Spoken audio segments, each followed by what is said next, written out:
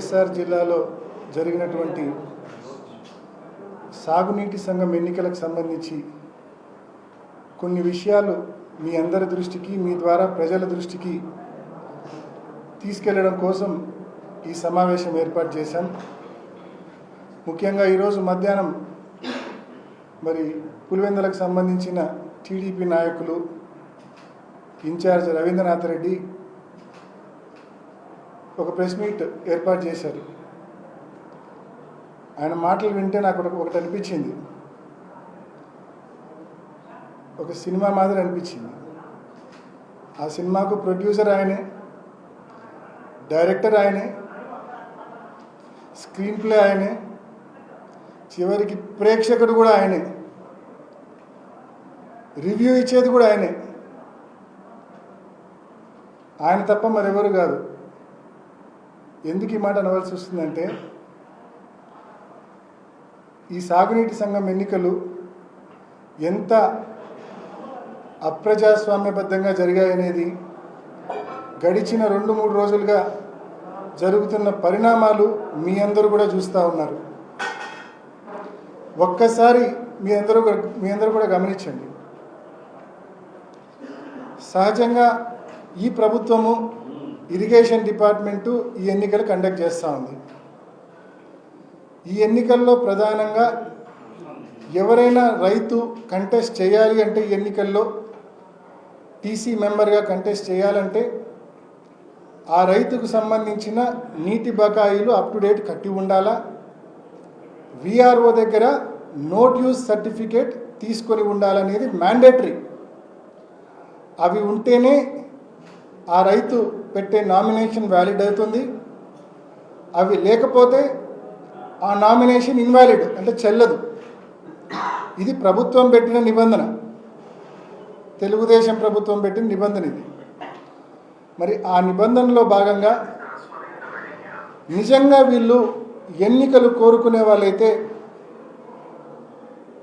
విఆర్ఓలు అందుబాటులో ఉండి ఏ రైతు పోయినా కూడా పన్ను కట్టించుకొని నోటీస్ సర్టిఫికేట్ ఇచ్చే విధంగా ఉండాలి. కానీ అదేమీ కాబట్లే వీళ్ళకు.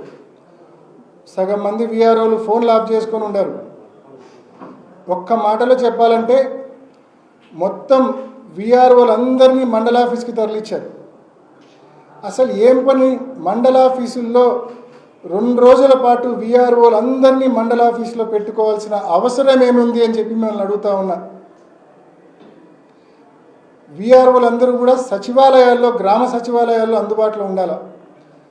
రైతులు వస్తే రైతుకు సంబంధించిన పన్ను బకాయి కట్టించుకొని వాళ్ళకు నోటీస్ సర్టిఫికేట్ ఇవ్వాలా. అలా ఏ ఒక్క విఆర్ఓను కూడా అందుబాటులో పెట్టకుండా అందరినీ మండల కేంద్రంలోకి తీసుకొని పోయి మండల ఆఫీసులో జైల్లో ఖైదీలను బంధించినట్టు విఆర్ఓలను బంధించి బయట పోలీసులను అడ్డు పెట్టుకొని ఏ ఒక్క వైఎస్ఆర్ కాంగ్రెస్ పార్టీ నాయకుడు, ఏ ఒక్క రైతు లోపలికి వెళ్లకుండా అడ్డుకొని మీరు చేస్తూ ఉంది. దీన్ని రాజకీయం అంటారా? ఇది చేతకాని దద్దమ్మలు చేసే రాజకీయం ఇది. ఇంకా మాట్లాడాలంటే పల్లెటూళ్ళ భాషలో చెప్తే ఫీల్ అవుతాడేమో ఆయన.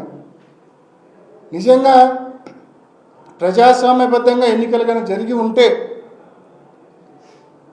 రైతులు ఓటు వేసి ఉంటే, పులివెందుల ఇన్ఛార్జు, టీడీపీ ఇన్ఛార్జు రైతులు, పులివెందుల రైతులు సొక్కా ప్యాంటు ఇప్పి చంద్రబాబు నాయుడు మీద ప్రజల ముందు నిలబెట్టేవాళ్ళు. ప్రజాస్వామ్యబద్ధంగా ఎన్నికలు జరిగి ఉంటే ఆ ధైర్యం లేదు వీళ్ళకు, ఆ తెగువ లేదు. మీరు గతంలో ఎన్నికలు చూసింటారు, హోరాహోరీగా తలపడేది చూసింటారు. కానీ ఈ మాదిరి క్యాండిడేట్స్ కంటెస్ట్ చేస్తే ఓడిపోతామనే భయంతో నోటీస్ సర్టిఫికేట్ కూడా క్యాండిడేట్లకు, అభ్యర్థులకు అందించకుండా ఉండే పిరికి పంద రాజకీయం ఇవాళ తెలుగుదేశం ప్రభుత్వం చేస్తూ ఉంది. చేతగాని దద్దమ్మలు ఎవరో ప్రజలు నిర్ణయిస్తారు.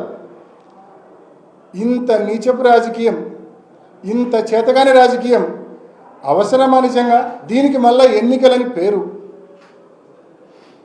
మొత్తం జైల్లో ఖైదీలను బంధించినట్టు బంధించి విఆర్ఓలందరినీ మండల ఆఫీసులో పెట్టి పోలీసులను అడ్డు పెట్టుకొని ఏ ఒక్కరికి కూడా నోటీస్ సర్టిఫికేట్ ఇవ్వకుండా మరి మీరు చేసిన ఈ తతంగం ప్రజాస్వామ్యబద్ధమా? ఇది నేను క్వశ్చన్ చేస్తా ఉన్నా. వీఆర్ఓలందరూ గ్రామ సచివాలయాల్లో అందుబాటులో ఉండకుండా ఎందుకు మండల కేంద్రంలో ఖైదీలను బంధించినట్టు బంధించావు అని చెప్పి నేను క్వశ్చన్ చేస్తా ఉన్నా. ఇక్కడే అర్థమవుతా ఉంది కదా ఎలక్షన్ ప్రాసెస్ ఏ రకంగా అపహాస్యమైంది అనేది ఇక్కడే అర్థమవుతా ఉంది కదా స్పష్టంగా ప్రతి ఒక్కరికి.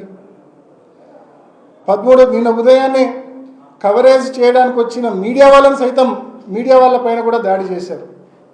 మీడియా వాళ్ళపైన దాడి చేస్తే మండల ఆఫీస్ లోపల వీఆర్ఓలను బంధిస్తే మళ్ళీ మీకు నోటీస్ సర్టిఫికేట్ రాలేదని నోటీస్ సర్టిఫికేట్ ఎవరు రాలేదని చెప్పి మళ్ళీ అబద్ధాలు మాట్లాడతారు. సిగ్గు ఉండాలా, మాట్లాడితే కొంచెమైనా నిజాయితీ ఉండాలా, నిజం ఉండాలా. మరి ఈ మాదిరి తప్పుడు రాజకీయాలు, ఈ మాదిరి చేతగానే రాజకీయాలు చేస్తున్న నువ్వు ఈరోజు ఊరిలో నీ ఆఫీస్లో కూర్చొని ప్రగల్భాలు పలుకుతూ ఉన్నావు. నిజంగా ఎన్నికలు జరిగి ఉంటే రైతులు మీ ప్రభుత్వం ఏం చేసిందని రైతులు మీకు ఓటేస్తారా? ఏం చేసింది మీ ప్రభుత్వం? ఎన్నికలప్పుడు ప్రతి రైతుకు 20,000 రూపాయలు డబ్బిస్తా అన్నావు. 7 మాసాలైంది, ఒక్క రూపాయి ఒక్క రైతుకి ఇప్పటిదాకా ఇచ్చిన దాఖలాలు లేవు. ఉచిత పంటల బీమా ఉండేది, ఇప్పుడు ప్రీమియం కట్టించుకుంటున్నావు. మీ ప్రభుత్వం వస్తే ఈ క్రాప్ విధానం తీసేస్తా అన్నావు, ఇప్పుడు అదే ఈ క్రాప్ విధానం నువ్వు ఫాలో అవుతా ఉన్నావు. ఈరోజు పంటల గిట్టుబాటు ధరల పరిస్థితి ఏంది? పక్క జిల్లాలో ధాన్యం పరిస్థితి ఏంది? మరి ప్రతి చోట అట్టర్ ఫెయిల్యూర్ మీరు. మరి అట్టర్ ఫెయిల్యూర్ కాబట్టే రైతులు వచ్చి స్వయంగా ఓట్లు వేస్తే మీ బండారం బయటపడుతుంది కాబట్టి భయంతో చేతగానితనంతో వైఎస్ఆర్ కాంగ్రెస్ పార్టీ మద్దతుదారులకు రైతులకు నోటీస్ సర్టిఫికేట్ అందించకుండా వాళ్ళు ఎలక్షన్లో కంటెస్ట్ చేయకుండా అడ్డుకున్న దద్దమ్మవు నువ్వు ఈరోజు వచ్చి మాట్లాడుతూ ఉన్నావు. 1978 నుంచి రాజకీయాలు. మరి ఈరోజు ఆయన వచ్చి పెకిలిచ్చాడంట, కూకుటి వేలతో పెకిలిచ్చాడంట. మొహం అద్దంలో చూసుకో ఒకసారి. ఎలక్షన్ నువ్వు ఏ రకంగా చేసినావో నీ ఒక్కడికే తెలుసు అనుకుంటున్నావేమో. పులివెందల్లో ఉన్న ప్రజలు, రైతులు, వైఎస్ఆర్ కాంగ్రెస్ పార్టీ నాయకులు ప్రతి ఒక్కరు కూడా గమనించారు నువ్వు ఎన్నికలు ఏ పద్ధతిలో చేశావు. ఇంకా చెప్పాలంటే పక్కనున్న జమ్మలమడుగు నియోజకవర్గం ఉంది. జమ్మలమడుగు నియోజకవర్గంలో రామసుబ్బారెడ్డి గారు, సుధీర్ రెడ్డి గారు కూడా సిన్సియర్గా నీటి సంఘం ఎన్నికల కోసం పనిచేశారు. మరి అక్కడ కూడా మీరు చూస్తే నిన్న ఒక వీడియో ఫుటేజ్ కూడా రోజంతా సర్క్యులేట్ అయింది. వీఆర్ఓలందరినీ ఒక వెహికల్లో ఎక్కించుకొని మరి తీసుకొని పోయి దేవగుడిలో ఉదయం నుంచి రాత్రి దాకా పెట్టుకున్నారు. నిన్న ఉదయం నుంచి రాత్రి వరకు మరి వీఆర్ఓలందరినీ దేవగుడిలో బంధించిన మాట వాస్తవమా కాదా? మరి ఇవి కదా దద్దమ్మ రాజకీయాలు, చేతగాని రాజకీయాలు. ఎక్కడ వీఆర్ఓలు గ్రామ కార్యాలయాల్లో అందుబాటులో ఉంటే ఎక్కడ నోటీస్ సర్టిఫికేట్ రైతులకు ఇస్తారో, ఎక్కడ పోటీ వస్తుందో, పోటీ వస్తే ఓడిపోతామనే భయం ఇది కాదా అని చెప్పి అడుగుతా ఉన్నా నేను. ఇవన్నీ తప్పించుకోవడం కోసం కన్వీనియంట్గా వీఆర్ఓలందరినీ జైల్లో ఖైదీలను బంధించినట్టు బంధించి నోటీస్ సర్టిఫికేట్ ఏ ఒక్కరికి రాకుండా చేసి ఎవరు కంటెస్ట్ చేయకుండా చేసుకొని ఈరోజు దీన్ని గెలుపని చెప్పుకుంటున్నావే, ఇంతకంటే సిగ్గుచేటు ఉంటుందా అని చెప్పి నేను అడుగుతా ఉన్నా. కాబట్టి ఇటువంటి దిక్కుమాలిన రాజకీయాలు పక్కన పెట్టు. పోలీసులను, రెవెన్యూ అధికారులను అడ్డం పెట్టుకొని చేసే దద్దమ్మ రాజకీయాలు పక్కన పెట్టు. ప్రజాస్వామ్యబద్ధంగా నడుచుకోమని చెప్పి తెలుగుదేశం నాయకులకు హితువు పలుకుతా ఉన్నా. Thank you.